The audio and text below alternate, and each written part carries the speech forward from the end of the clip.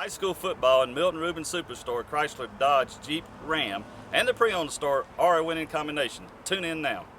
Hello and welcome into the Blitz. Alongside David Lee, I'm Wayne Stats. We have more high school football action coming your way this week. We're at Evans High School as the Knights play Lakeside, one of the best rivalries in the area. But of course, first, David, what's going on in South Carolina this week? Well, one big game across the river is South Aiken taking on 3-0 Strom-Thurmond. The Rebels are off to a fast start this season with good wins over Midland Valley and Silver Bluff. And with Tyrese Nick and Chad Gilchrist picking up tons of yardage on offense, and the defense standing up tall in important situations like they did against Midland Valley this past Friday.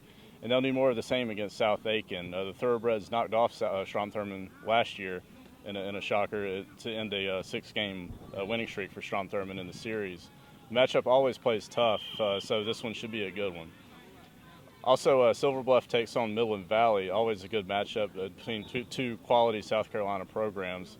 These teams are in similar situations right now, both teams coming off tough losses to Strom-Thurmond. Silver Bluff had the extra week to recover from it with a bye week. And so we'll see which team is able to get back on the winning track in that one. And also North Augusta takes on Aiken, always a good matchup there between two good programs. Aiken a little bit revamped this season and might prove to be a little bit of a test for North Augusta, but the Yellow Jackets are really rolling right now. A great win over Burke County this past Friday. They're 3-0, so we'll see how that one works out. Of course, back on the Georgia side, Aquinas got back on track last week of the win, ranked 8th in Class A. They go to Stratford Academy this weekend, and last year Aquinas scored in the final minute to win that one, 28-27. So hopefully they can do well this year. Kind of a close one probably in that one as well, especially on the road. Then, of course, we have Burke County at Washington County. It's as great as Washington County is. It's weird to see them being 0-3, but we know their schedule is brutal every year. Burke County, of course, coming off the loss at home North Augusta. So both teams trying to get back on the winning side of things as they get close to region play. It would be interesting to see what happens there. And, of course, at the Brickyard this Friday, they're having a special ceremony, the official dedication of Luther Welsh Field, as the Bulldogs are home against Washington Wilkes. Kind of a long-time rivalry in that one, so kind of fitting that one of Thompson's best rivals is going to be there for dedication of Luther Welsh Field. But of course, we're here at Evans. The Knights kind of struggled last week. They had 8 fumbles, and they lost 6 of them against Grovetown, a 10-point loss in Grovetown. Kind of wondering, is this going to be kind of changing of the guard in the county? Evans has won against every county opponent they faced the last 2 years. Of course, they lost on a Grovetown, kind of maybe opening things up down the road.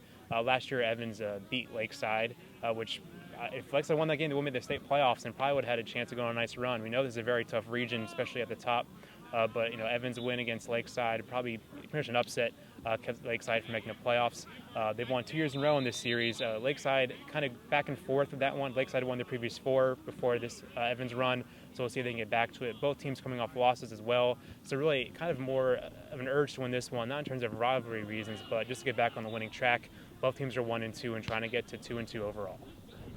Here with Carson Alla for the Evans Knights. Tough game last week against Grovetown. What did you guys kind of learn from that experience as you kind of look forward down the future? We just learned that you can't turn the ball over that many times, and defensive-wise, we just did make some stops that we had to make.